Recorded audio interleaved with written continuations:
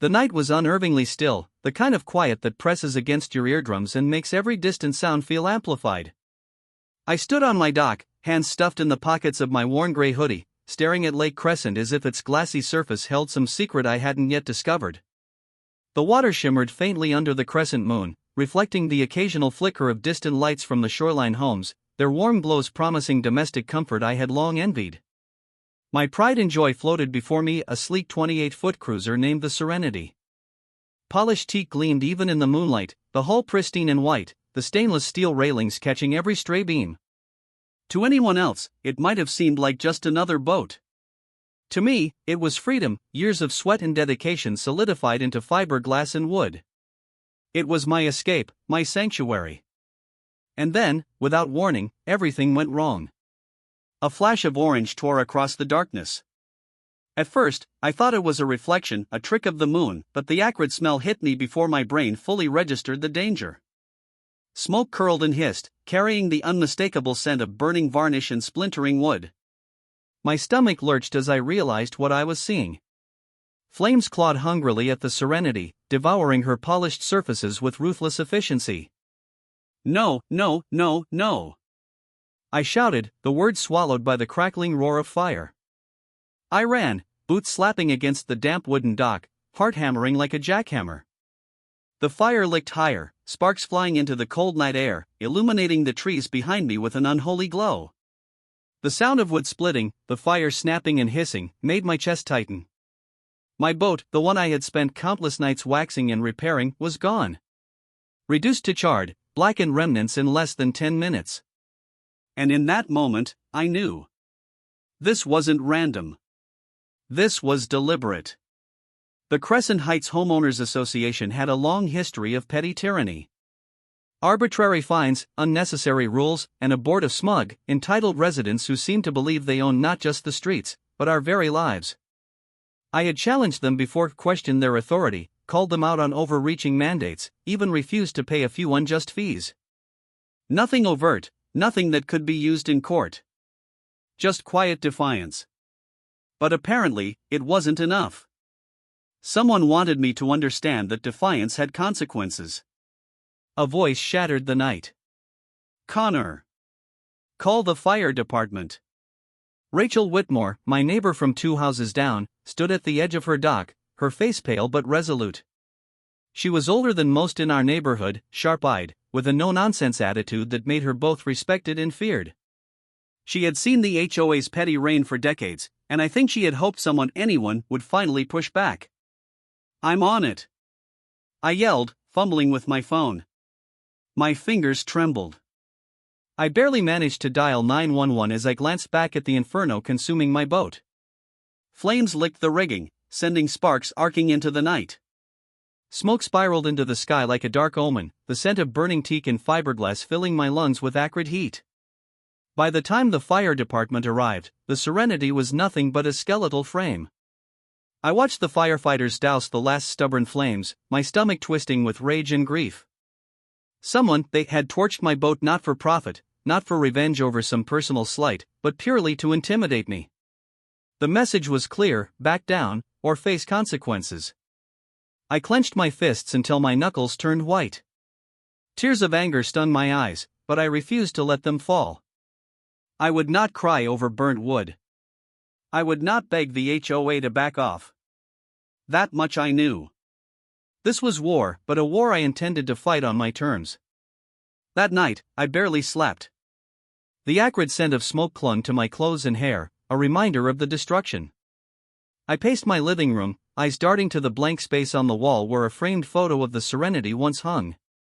My mind raced, running through every possible course of action, every way I could respond. Vengeance flashed in my thoughts, but I knew instinctively that rashness could get me into trouble. No, I had to be deliberate. Calculated. Ruthless, but clean. By morning, clarity had replaced the storm of emotion. I sat at my desk, laptop open, coffee long gone cold beside me. My fingers hovered over the keyboard, not with hesitation but with purpose.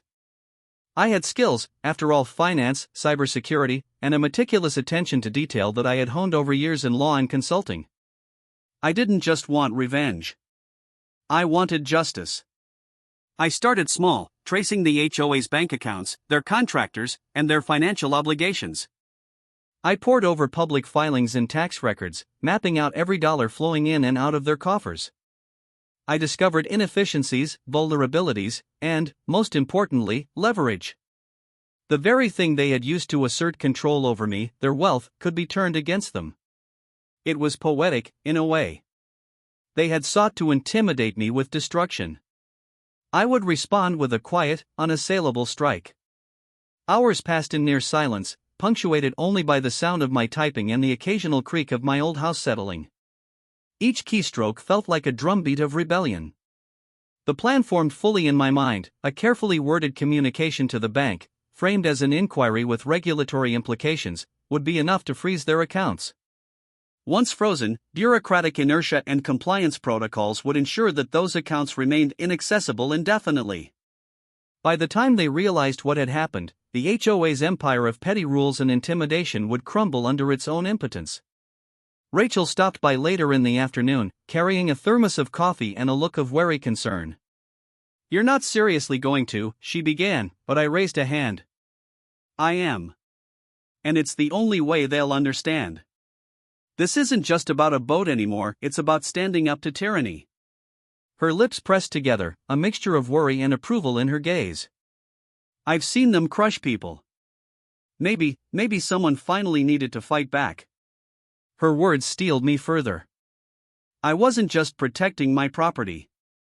I was sending a message, not just to the HOA, but to anyone who had ever been bullied or silenced. By nightfall, I had the final drafts ready. Emails composed, documents attached, every legal loophole checked twice. The serenity was gone, but in its absence, I felt something I hadn't expected: empowerment. Fire had taken the boat, but it had also ignited something else within me.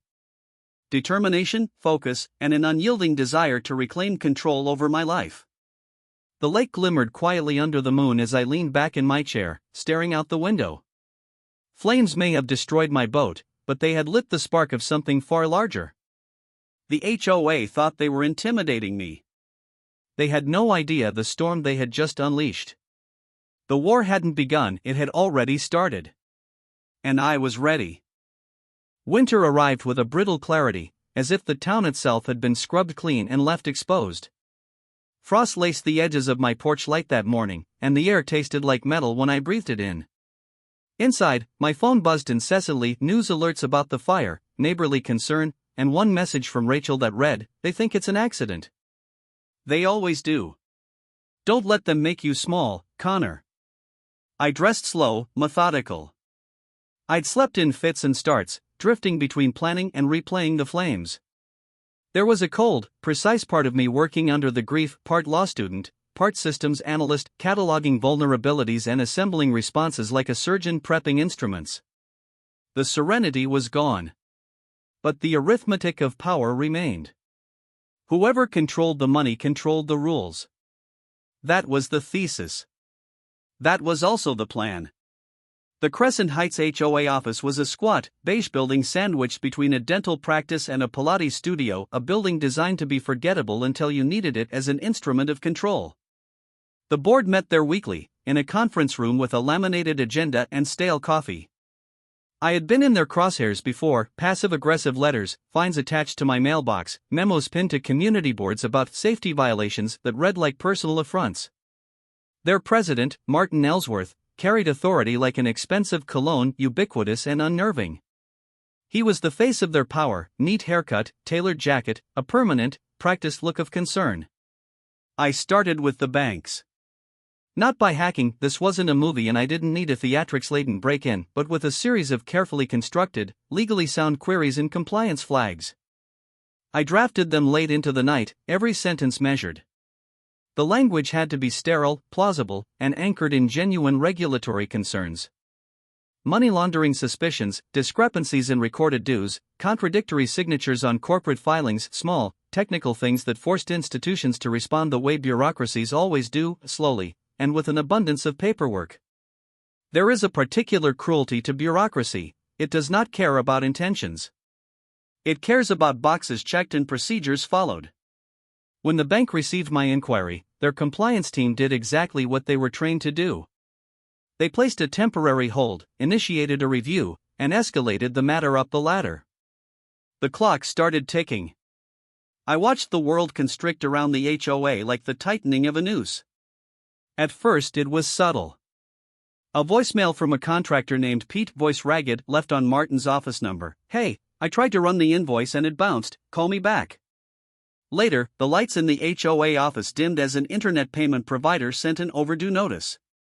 Then, a stronger ripple, the landscaping company, which serviced every lawn and common area, texted a terse, "We can't start until we're paid."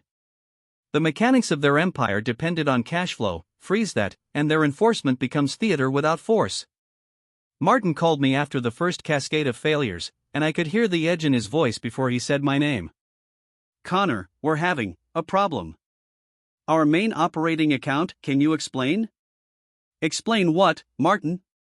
I felt colder on the line than the January air outside. "Did you have a fire inspection yet? Maybe the bank's just being cautious." "Caution?" His laugh was brittle. "We have contractors, property maintenance, people depend on us." "People depend on you to enforce rules," I said. "They don't need you to hold their lives ransom. If your accounts are frozen, maybe you'll reconsider how you wield power." There was a long silence. I could hear papers rustling on his end, the sound of a man trying to find stability in a collapsing script. You can't do this," he muttered finally.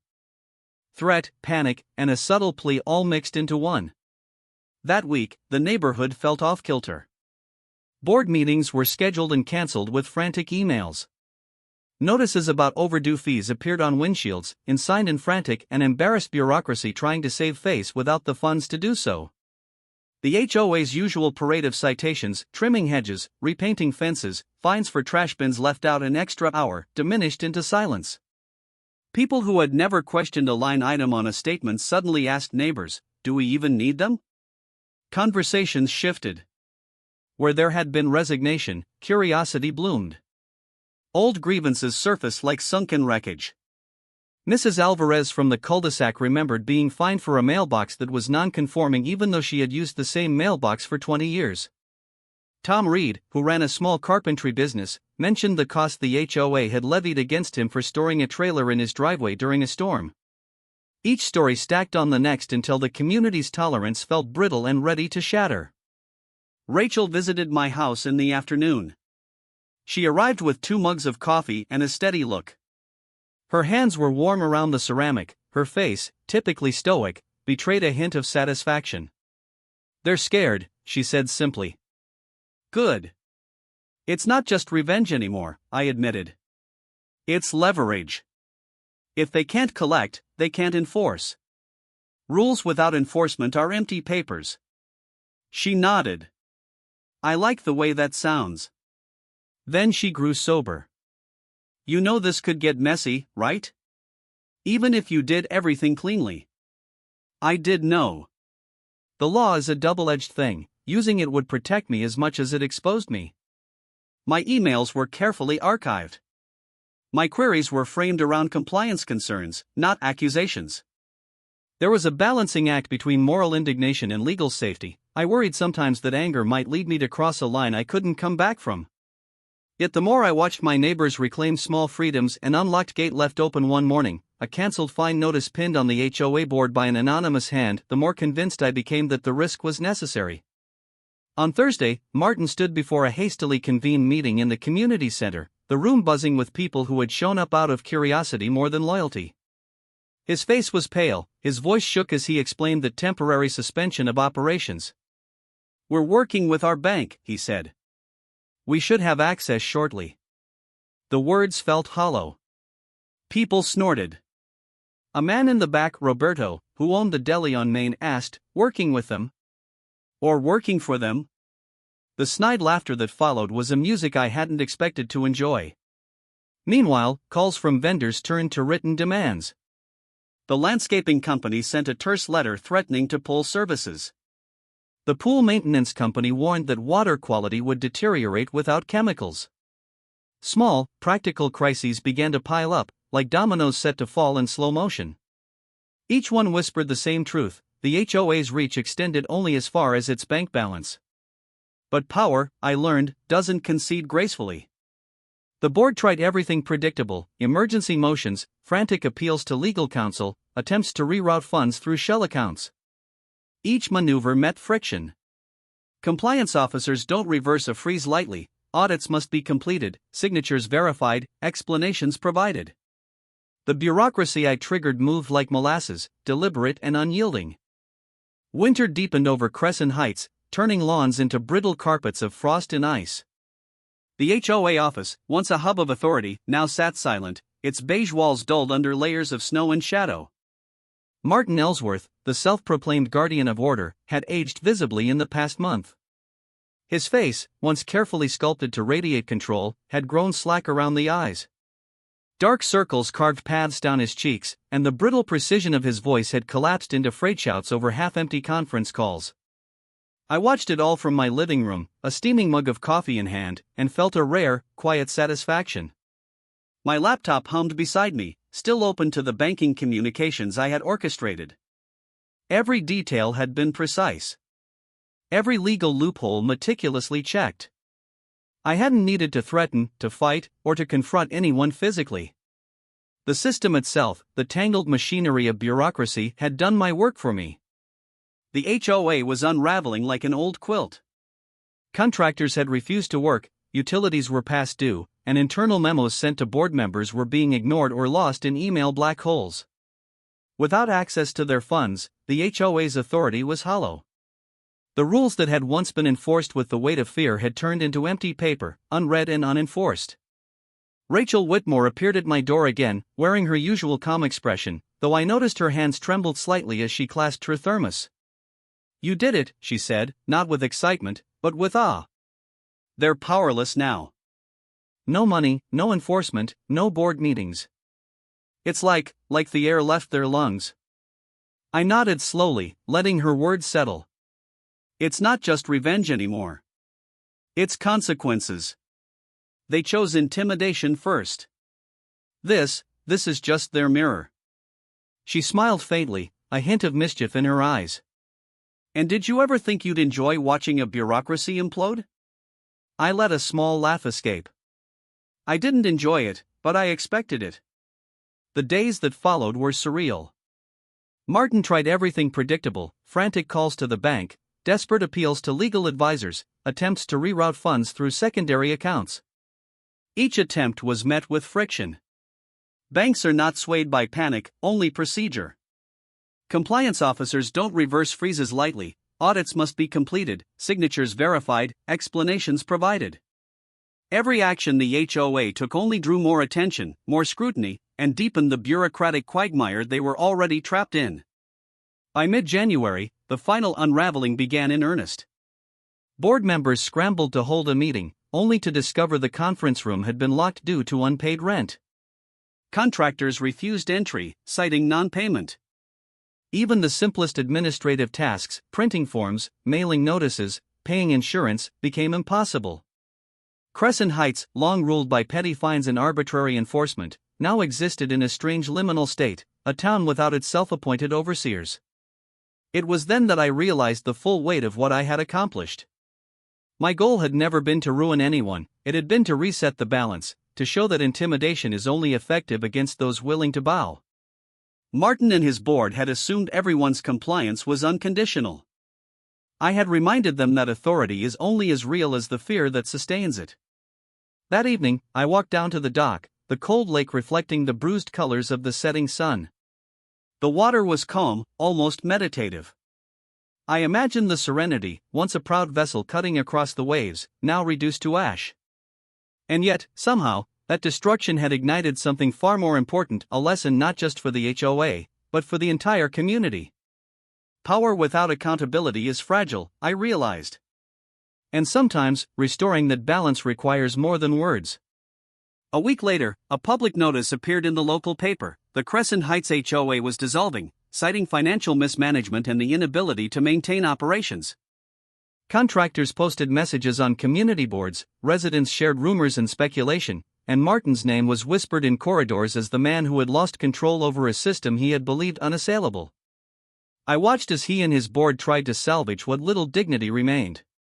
Emergency meetings, hastily drafted legal claims, and phone calls to state regulators were all brushed aside.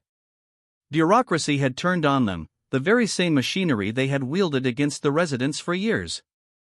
And as they floundered, I felt the first stirrings of relief, not just for myself, but for my neighbors. People started reclaiming small freedoms almost immediately. Lawns went untrimmed to HOA specifications. Fences were painted in personal tastes rather than arbitrary color codes. Mailboxes were replaced without fear of citations. Even casual gatherings began to resume, small block parties and weekend bonfires where neighbors laughed and shared stories of past grievances. The air felt lighter, infused with a quiet energy I hadn't realized I missed so profoundly. Rachel came by again, carrying 2 mugs of cocoa this time. "You've changed things," she said simply. "Even if the HOA disappears, what you've done, this will be remembered. People will think twice before trying to control everyone with fear." I took a sip of the cocoa, warm against the January chill. "I didn't want to just win," I said. "I wanted to make them accountable. And maybe remind everyone that power isn't given, it's negotiated, every day, through courage and consequences."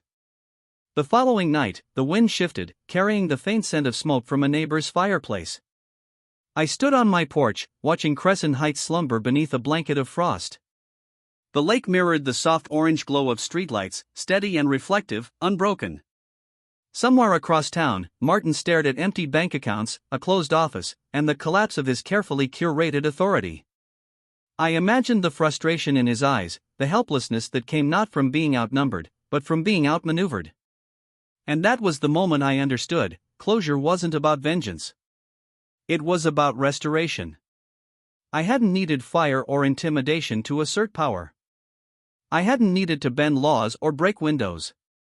I had only needed patience, knowledge, and precision. The serenity had burned, yes, but in its ashes rose something stronger, equilibrium. By mid-February, life in Crescent Heights began to normalize. Streets hummed with activity, children played without fear of fines for kicking a soccer ball into a neighbor's yard.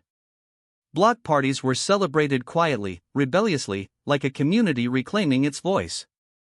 The HOA office was shuttered, locked tight behind frost-covered glass.